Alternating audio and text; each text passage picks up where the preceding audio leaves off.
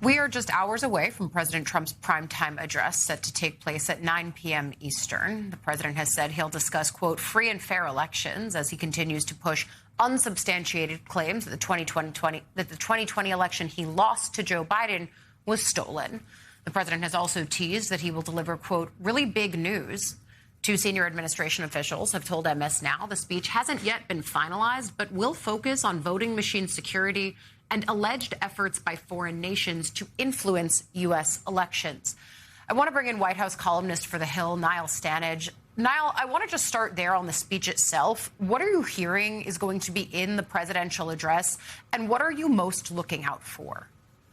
So it seems like there are going to be various subjects within this, but to the point about what we should all be looking out for, I do think it is going to come down to this seemingly likely attempt to sort of pump more smoke into the election interference issue, suggesting that new evidence has been uncovered. Now, I suppose, theoretically, it's possible that the president has indeed some bombshell news to produce. But I think given his track record, which, let's be frank, involves lying repeatedly and making false allegations of election fraud, election interference, a lot of people are going to be very sceptical of whatever he has to say in that regard. I think the skepticism is really important because in anticipation of the topics in this speech that we've heard talked about, everything from Chinese interference that they're going to try to allege. I've been looking back at some intelligence community assessments on the Hill.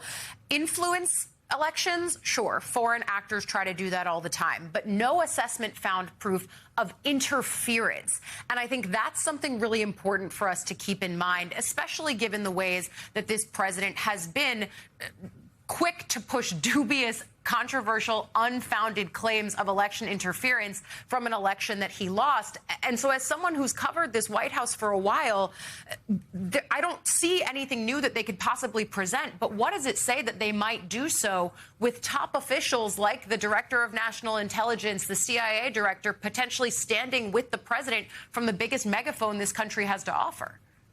You know, I think you raise a great point there, particularly at the end, Ali, because what has happened, obviously, is that the president has now stocked the intelligence agencies with people who are uber-loyalists, hyper-loyalists to him, and are therefore prone to trumpeting whatever he says about these election claims.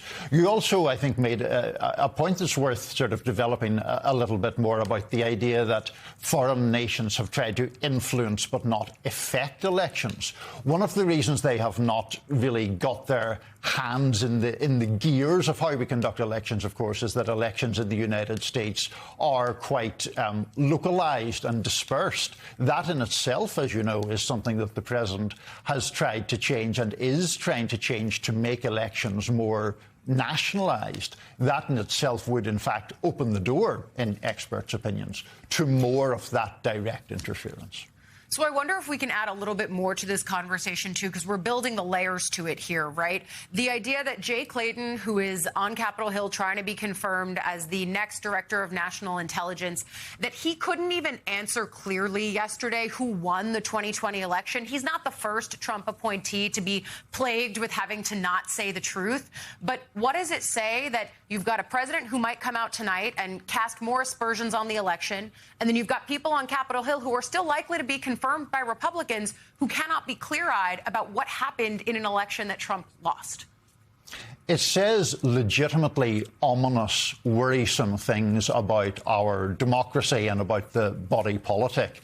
The Jay Clayton hearing that you're referring to included some honestly excruciating moments. I mean, there was an exchange with Senator Ossoff where Clayton was asked repeatedly who had won the 2020 election and just completely dodged and evaded the topic. If people in those kinds of positions are so concerned about catering to President Trump's whims and grievances that they're not prepared to state an obvious fact, which everybody knows in their heart, that Joe Biden won the 2020 election. Well, that then opens the door for all kinds of doubt and malfeasance and nefarious activities that aren't being resisted by the people who are in the positions that are supposed to guarantee integrity in these processes. Yeah, and all of this as we look ahead to the November midterm elections. I think in the intervening hours before this speech, certainly during and definitely after, we are going to continue to be clear-eyed about any potential new evidence that this White House puts out, with all of the caveats that you just gave us and included in our conversation. White House columnist for The Hill, Niall Stanage, thank you as always.